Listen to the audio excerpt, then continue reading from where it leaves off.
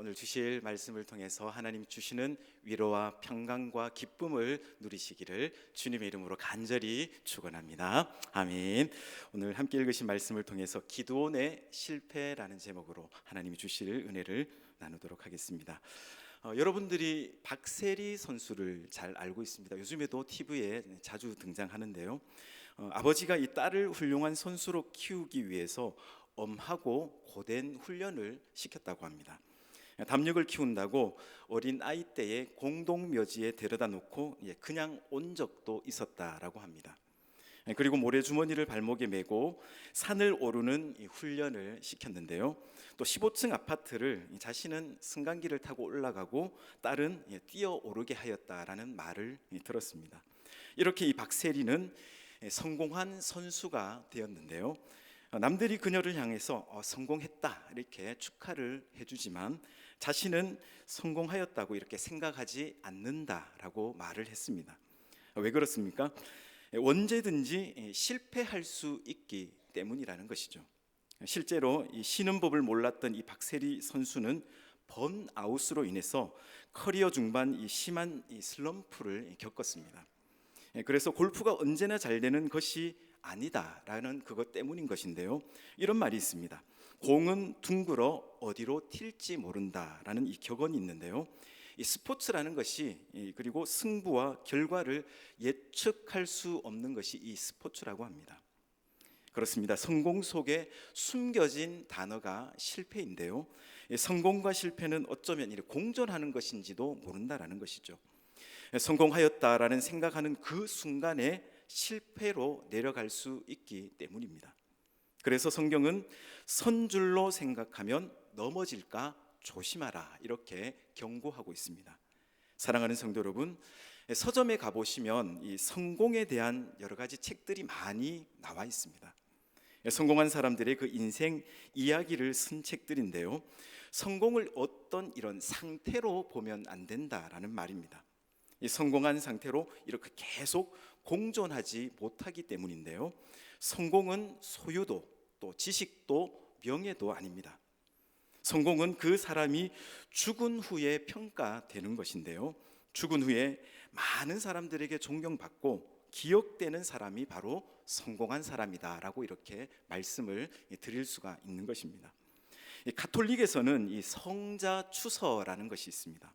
죽은 지 5년 후에 모든 것이 깨끗하고 그리고 허물이 없고 모든 사람에게 존경받는 사람이 되었다라는 이 판정이 나면 그것을 이 심사위원 전원이 결의를 하게 됩니다. 자, 그러면 복자라는 이 칭호를 내리게 되는데요. 가톨릭에서는 이 복자 이것이 이 성공한 사람이라는 말씀입니다.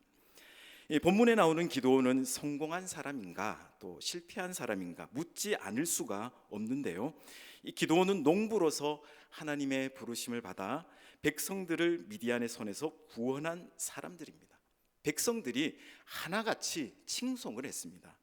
당신이 우리의 왕이 되어 주십시오. 당신의 아들과 당신의 손자까지도 우리의 왕이 되어 주십시오라고 이렇게 요청할 정도로 인기와 존경을 받았던 인물입니다. 자, 누가 보아도 기드온은 성공한 사람이죠. 그런데 이제 그가 죽은 후에 이스라엘이 우상을 음란하게 섬겼고 아들 70명은 첩의 아들에 의해서 하루아침에 죽임을 당하게 됩니다. 백성들은 기드온이 죽은 후에 기드온을 기억하지 않았고 그의 집을 후대하지 않았습니다. 기드온이 죽은 후에 보니 그는 실패자가 되었습니다. 만약 동상을 세워 놓았다라면 아마 부수거나 이렇게 내렸을 것입니다. 그것처럼 정치, 경제, 종교 각 분야에서 한때 잘 되고 성공한 사람이었는데 정치의 야욕으로 또 사업의 욕심으로 또는 교세의 확장 때문에 결국 실패하고 만 인물들을 우리가 간혹 볼 수가 있습니다. 왜 그렇습니까? 욕심 때문이라는 것이죠. 정치인들이 나는 사심이 없다 이렇게 얘기를 많이 하죠. 자, 그 말을 믿고 찍어주면 온갖 거짓말과 권력을 동원해서 부정부패를 저지릅니다. 모든 정치인들이 다 그렇다는 이야기는 아닙니다. 나는 아무 욕심이 없다라고 하는 사람도 욕심을 부릴 상황이 오면 욕심을 부리더라는 것입니다. 그러므로 어떻게 욕심을 절제하는가 하는 것이 관건인데 간단한 문제가 아니라는 것입니다. 욕심 때문에 성공할 수도 있습니다. 또 욕심 때문에 실패할 수도 있습니다. 야고보서 1장 14절에서 15절 말씀은 이렇게 기록하고 있는데요. 오직 각 사람이 시험을 받는 것은 자기 욕심에 끌려 미혹됨이니 욕심이 잉태한즉 죄를 낳고 죄가 장성한즉 사망을 낳느니라고 말씀합니다. 이 죄에 대한 유혹을 받을 때 그 악을 자극하는 시험은 바로 안으로부터 이렇게 나온다는 말씀입니다. 예수님께서 말씀하셨습니다. 마가복음 7장 15절에서 16절 말씀은 이렇게 기록하고 있습니다. 무엇이든지 밖에서 사람에게로 들어가는 것은 능히 사람을 더럽게 하지 못하되 사람 안에서 나오는 것이 사람을 더럽게 하는 것이니라 하시고라고 말씀하십니다. 그렇습니다. 속에서 나오는 것이 사람을 더럽게 한다라는 말씀입니다. 끊임없이 생기는 욕심을 자제하고 절제하는 것이 실패에서 성공으로 가는 것이고 또 이미 얻은 그 성공을 유지하는 것입니다. 그런데 내 스스로 이 욕심을 자제할 수 없다라고 말씀하고 있는 것입니다. 요한 1서 4장 4절은 이렇게 말씀합니다. 자녀들아 너희는 하나님께 속하였고 또 그들을 이겼나니 이는 너희 안에 계신 이가 세상에 있는 자보다 크심이라고 말씀하십니다. 여러분 무슨 말씀입니까? 나는 못하지만 내 안에 계시는 성령님의 도움으로, 세상에 있는 자보다 크신 성령님의 도움으로 이 욕심을 이길 수 있다라고 말씀하고 있는 것입니다. 로마서 6장 14절은 이렇게 말씀하고 있습니다. 죄가 너희를 주장하지 못하리니 이는 너희가 법 아래에 있지 아니하고 은혜 아래에 있음이라. 그렇습니다. 하나님의 은혜를 의존하여 살 때 우리는 유혹을 이길 수 있다라는 말씀입니다. 과거에도 우리가 하나님의 은혜로 살았고 지금도 현재에도 하나님의 은혜로 살고 있고 또 하나님께서 앞으로도 하나님의 은혜만 의존하면서 정말 살아가겠습니다. 여러분 여기에 무슨 욕심이 있을 수 있겠습니까? 무슨 일이나 지나치면 반드시 해가 된다라고 말씀합니다. 과유불급이라는 말이 있죠. 지나친 것은 미치지 못한 것과 같다라는 뜻입니다. 여러분 지나치게 신경을 쓰면 어떻습니까? 정신질환이 옵니다. 그리고 경쟁이 지나치면 서로 망하게 되고요. 운전이 너무 빠르게 과속을 하면 어떻습니까? 반드시 사고가 나게 되어 있습니다.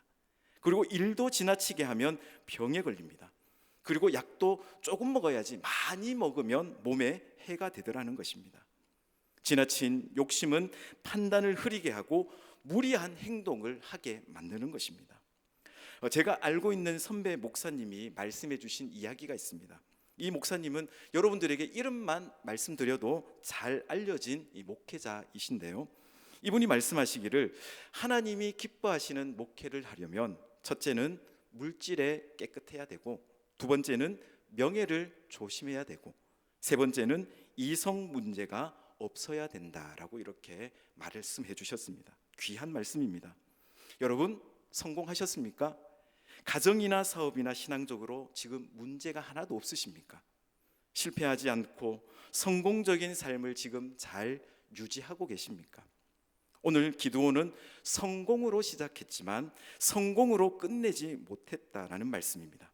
오늘 이 기드온의 실패의 원인을 생각하면서 우리를 돌아보는 귀한 시간 되기를 주님의 이름으로 간절히 소망합니다. 첫 번째로 기드온의 실패의 원인은 물질 때문이라는 것입니다. 한때 기드온은 왕이 되어달라 이렇게 요구를 거절하고 하나님이 다스릴 것이다 라고 말하므로 그 하나님의 자리를 탐하지 아니했습니다. 그러나 기드온은 백성들에게 탈취한 귀고리를 달라라고 요구를 했습니다.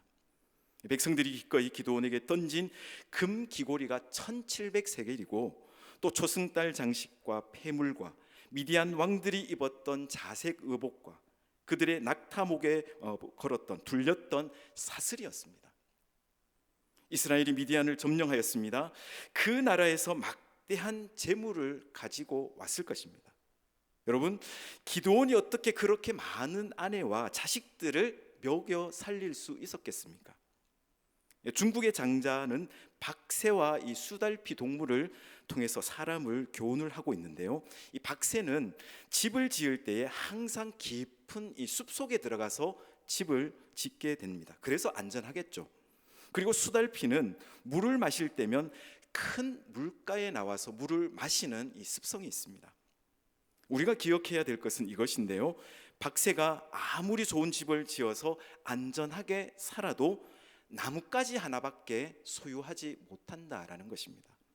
그리고 수달피가 중국 최대의 강인 황하에 나와서 물을 마셔도 자기의 위장만큼의 물밖에는 마시지 못한다라는 이야기입니다.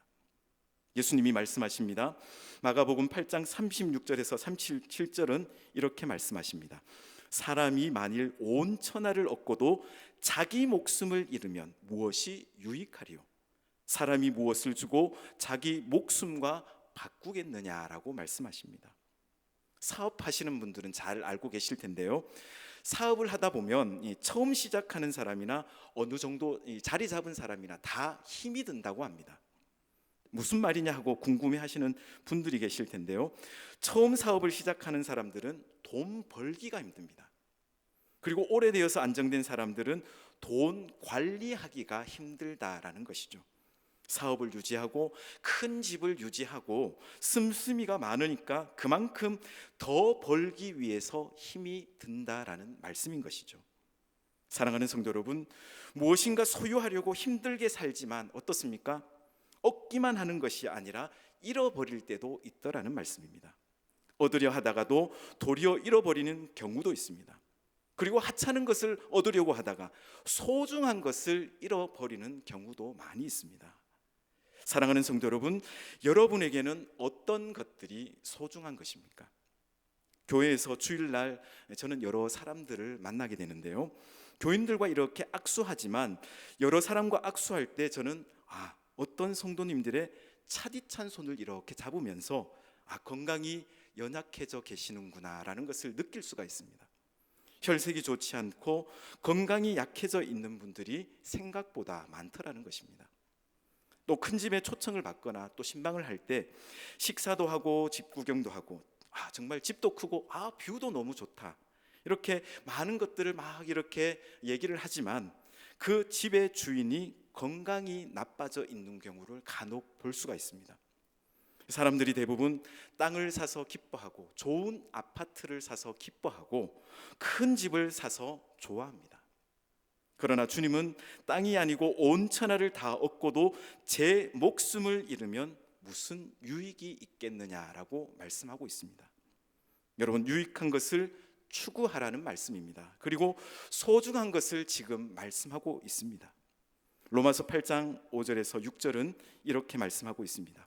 육신을 따르는 자는 육신의 일을, 영을 따르는 자는 영의 일을 생각하나니 육신의 생각은 사망이요 영의 생각은 생명과 평안이니라고 말씀하십니다.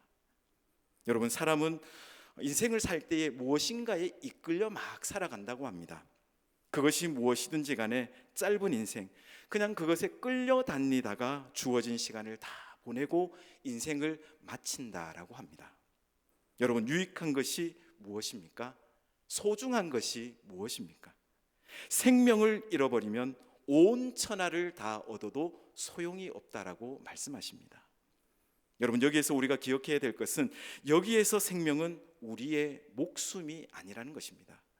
영적 생명을 말합니다. 미래지향적 존재를 말씀하고 있습니다. 오늘의 목숨이 아니고 하늘나라의 영생을 말씀하고 있습니다. 이 생명, 이 영생을 여러분 무엇과 바꾸시겠습니까? 기억하십시오. 그리스도 안에 사는 삶은 이 세상의 어떤 것보다도 소중하다라는 말씀입니다. 그러므로 영생을 소유한 믿음으로 이 세상을 우리가 살아내야 되는 것입니다. 여러분, 예수님을 믿는 우리에게 중요한 것이 무엇입니까? 의인은 믿음으로 살아야 됩니다. 그렇습니다. 믿음이 중요합니다. 믿음의 손해를 보면서까지 세상과 타협할 일, 세상에서 중요한 일은 아무것도 없다라는 말씀입니다. 믿음의 손해를 보면서 돈 많은 것 소용없습니다. 부자가 되는 것 소용없습니다. 온 천하를 얻고도 믿음을 잃어버리면 무슨 소용이 있겠습니까? 우리에게 잠깐 주어진 이 생의 삶을 살면서 하나님의 사람 된 존재, 우리가 하나님의 자녀라는 그 존재, 믿음의 사람이 되어서 천국을 바라보는 그 삶이 성공한 삶이라는 것입니다. 이것이 복되고 나도 복되고 내 자녀도 복된 길임을 여러분 명심하며 살아가시기를 주님의 이름으로 간절히 축원합니다. 아멘. 두 번째로 기드온이 실패한 원인, 두 번째는 명예입니다. 오늘 기드온이 금으로 에봇을 만들었는데요, 가짜입니다. 에봇은 공교하게 실로 짠 옷이지 금으로 만든 옷이 아니라는 것이죠. 에봇은 제사장만이 입는 옷입니다. 하나님의 뜻을 묻기 위해서 만드는 옷입니다. 무엇을 해야 될까요? 이것을 할까요? 저것을 할까요? 어디로 갈까요? 저리로 갈까요? 하나님의 뜻을 묻기 위해서 우림과 둠밈으로 판별하는 옷이라는 것이죠. 또 제사장은 레위 족속에서 나와야 됩니다. 그런데 기드온은 므낫세 지파입니다. 제사장이 될 수 없는 사람이죠. 그냥 정치인으로 은퇴했으면 좋았을 것인데 제사장 역할을 하고 싶었던 것입니다. 한때 하나님이 기드온에게 말씀하시고 그 말씀들에 순종해서 승승장구했던 그 기드온의 모습, 그리고 그리하여 백성들에게 인기를 얻은 것이 사실이지만 이제는 제사장을 찾아가야 되는 시점입니다. 사사기 8장 27절은 이렇게 말씀하고 있습니다. 기드온이 그 금으로 에봇 하나를 만들어 자기의 성읍 오브라에 두었더니 온 이스라엘이 그것을 음란하게 위함으로 그것이 기드온과 그의 집에 올무가 되니라고 말씀하십니다. 기드온은 나도 제사장이 될 수 있다라고 생각하고 에봇을 금으로 만들었습니다. 27절 말씀해 보시면 백성들이 그것을 음란하게 위하였다라고 말씀합니다. 이 음란이라는 단어는 이스라엘 백성이 우상 숭배와 관련될 때에 사용되었던 단어인데요, 즉 이스라엘 백성이 기드온이 만든 그 에봇에 입맞추고 그것에 절하고 재물을 갖다 놓았다라는 뜻입니다. 결국 기드온이 죽자 저들이 돌이켜 바알을 음란하게 위하고 또 바알 브릿을 자기들의 신으로 삼았다라는 기록이 있습니다. 사랑하는 성도 여러분, 자신의 위치를 아는 것이 겸손입니다. 여러분 비교하며 살아가지 마시기 바랍니다. 남의 것 부러워할 것이 없습니다. 내게만 주신 은혜가 있다라고 말씀하십니다. 하나님이 말씀하십니다. 내 은혜가 내게 족하다. 여러분 높아지려는 마음, 명예를 조심해야 됩니다. 여러분 큰 호수에 비치는 나무들을 보셨나요? 고요한 호수 물속에는 가장 높은 물체가 가장 낮게 반영된다라는 것입니다. 높은 나무일수록 더 낮게, 더 짧게 비친다는 말씀입니다. 세상에서 가장 높은 것이 하늘 날아가서는 가장 낮은 것이 될 수 있습니다. 이 세상에서 금이 제일 귀하고 높은 위치에 있지만 여러분 하나님 나라에 가면 그것이 길바닥에 깔려 있습니다. 섬기는 일이 이 세상에서는 시시한 것으로 보이지만 천국에서는 섬기는 자가 다스린다라고 말씀하십니다. 사람이 예수 그리스도를 구주로 영접하고 천국에 대한 소망이 분명해지면 이 세상의 명예도 그렇게 중요하게 생각하지 않는다라는 말씀입니다. 여러분 아이러니하지만 사실 명예를 탐하는 사람들 중에 명예를 가진 자가 없습니다. 여러분 기억하십시오. 높이는 분은 바로 하나님이십니다. 다 왕이 되려고 떠났지만 혼자 그것과 상관없이 들에서 양치던 다윗을 하나님께서 이스라엘의 왕으로 세워주셨습니다. 아버지도 무시한 다윗이 어떻게 왕으로 세움을 받았습니까? 겸손한 그 마음, 명예와 상관없이 섬기려 했던 그 마음이 내 마음에 들었다라고 말씀해 주셨습니다. 바라기는 섬기는 자로서 끝까지 존경하는 섬기는 자의 그 모습을 유지하며 살아가시기를 주님의 이름으로 간절히 축원합니다. 아멘. 세 번째로 우리에게 주시는 말씀, 기드온의 실패는 쾌락이 원인이었습니다. 사사기 8장 29절에서 30절 말씀은 이렇게 기록하고 있는데요, 요아스의 아들 여룹바알이 돌아가서 자기 집에 거주하였는데 기드온이 아내가 많으므로 그의 몸에서 낳은 아들이 70명이었고라고 말씀하십니다. 기드온이 아내가 많음으로 아들이 몇 명이었다고요? 70명이었다고 했습니다. 여러분, 아들만 낳았을까요? 딸도 낳았을 것입니다. 도대체 몇 명의 아내가 있었을까요? 성경은 그냥 오늘 말씀을 보시면 아내가 많음으로, 얼마나 많았으면 많음으로 이렇게 표현을 하고 있을까요? 또 세겜에 첩도 있었습니다. 고향이 오브라인데요, 오브라에서 세겜까지는 좀 많이 떨어진 지역입니다. 그래서 세겜까지 가는 각 지역마다 첩을 두었는지도 모른다라는 것입니다. 기드온은 분명히 하나님이 아담과 하와를 만드시고 일부일처 가족법을 주셨는데 이 법을 어겼다라는 말씀입니다. 신명기 17장 17절에도 아내를 많이 두어서 그 마음이 미혹되지 말라라고 말씀하셨습니다. 첩에게서 아들을 낳고 이름을 아비멜렉이라고 지었는데요, 그 이름의 뜻은 아버지는 왕이다라는 뜻입니다. 기드온은 왕같이 살면서 거드럼을 피웠고 또 첩들에게 그 모습을 보여주었을 것입니다. 그리고 아들을 낳고 너의 아버지는 왕이다라는 뜻으로 아비멜렉이다라고 이렇게 이름을 지은 것입니다. 기드온의 실패의 원인 중 하나는 많은 아내를 얻은 것입니다. 후에 첩의 아들이 70명의 아들을 죽이니 이복 형제들끼리 얼마나 문제가 많았는지 짐작할 수 있는 대목입니다. 한마디로 이 기드온의 생활이 타락하였다라는 말씀입니다. 여러분, 왜 이렇게 되었을까요? 29절 말씀에 보시면 자기 집에 거하였는데 라는 이 말씀에 보시면 우리가 암시를 받을 수 있는 대목입니다. 자기 집에 거하였다.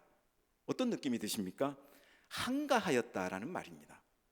여러분, 한가한 것이 문제입니다. 다윗이 한가하게 이 왕궁을 거닐다가 그 한 여자를 보고 범죄를 하였습니다.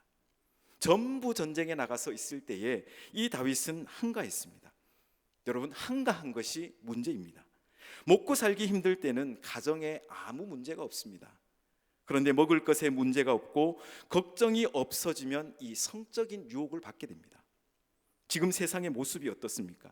우리는 알지 못하지만 세상의 모습, 정말 다양한 모습들이 많이 있습니다. 가정이 파괴되어 가고 있습니다.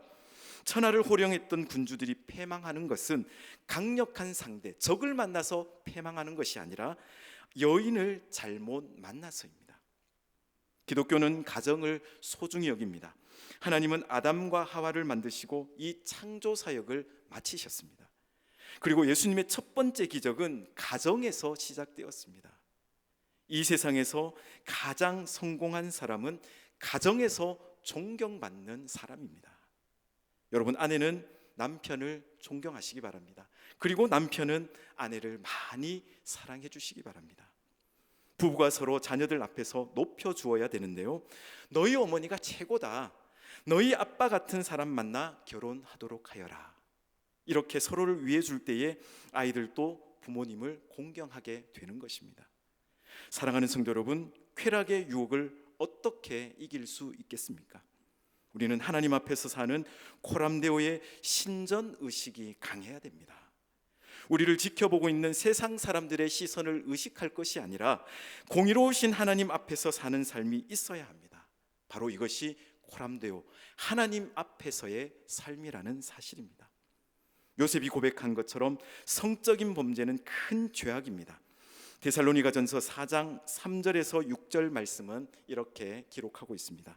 하나님의 뜻은 이것이니 너희의 거룩함이라 곧 음란을 버리고 각각 거룩함과 존귀함으로 자기의 아내에 대할 줄을 알고 하나님을 모르는 이방인과 같이 세욕을 따르지 말고 이 일에 분수를 넘어서 형제를 해하지 말라. 이는 우리가 너희에게 미리 말하고 증언한 것과 같이 이 모든 일에 주께서 신원하여 주심이라고 말씀하십니다.